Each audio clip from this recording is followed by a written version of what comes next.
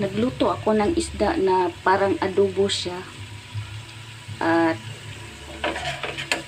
itong oil na ginagamit ko nito ay olive oil. Olive oil ito.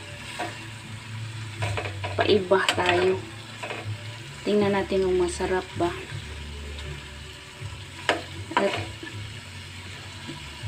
ang linagay ko dito ay garlic lang at itong carrots.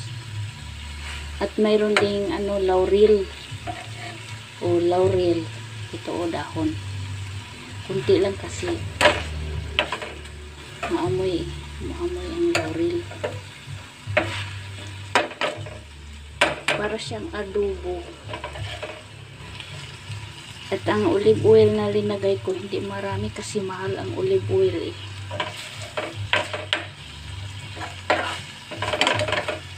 Masarap siguro ito. Carrots na. Luto naman ito. Masarap siya, tinikman ko.